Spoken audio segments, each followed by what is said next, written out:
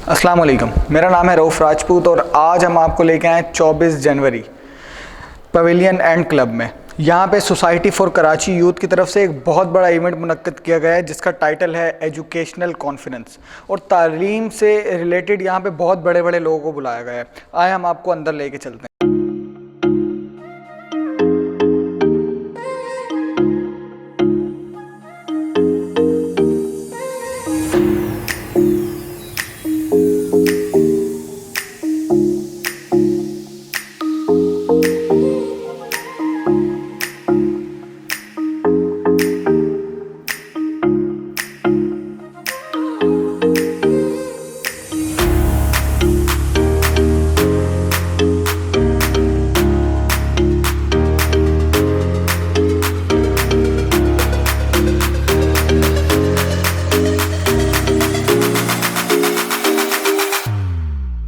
अस्सलाम वालेकुम फैज़ान साहब। वालेकुम अस्सलाम। फैज़ान साहब, पहले तो नेल्सन का बहुत बहुत शुक्रिया कि उन्होंने स्पॉन्सर किया एजुकेशनल कॉन्फ्रेंस को। आपको आज की कॉन्फ्रेंस कैसी लगी? सर, एक बेहतरीन इक़दाम, एक बेहतरीन काम। एजुकेशन में जिस तरह हमने ज़िक्र किया कि शोर और शऊर में सिर्फ आइन का फ़र्क है।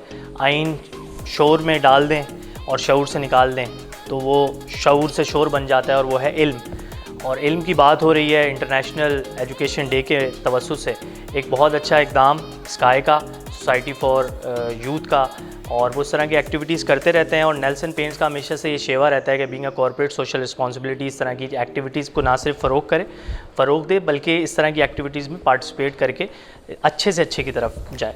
देखिए, ये बहुत अच्छा इनिशिएटिव था एजुकेशनल कॉन्फ्रेंस के लिए 24 जनवरी को, और स्काई की टीम को कंट्रीब्यूट जाता है बहुत ज़्यादा इनका इस इवेंट को मुनक्किद करने का। आज के अहम दिन तालीम का ताल्लुक़ को बनाने में, और इसके रूए रवा मिस्टर उमर और खिज़र और इनकी टीम को मैं मुबारकबाद देता हूँ कि आज के अहम दिन इतनी ज़बरदस्त कॉन्फ्रेंस को इन्होंने इनेकाद किया। और इंशाल्लाह ये जो दिया इन्होंने जलाया है इसकी रोशनी पूरे इंशाल्लाह इस शहर को नहीं बल्कि इस अर्श के नीचे जितने भी लोग हैं वो इसकी रोशनी में रहेंगे।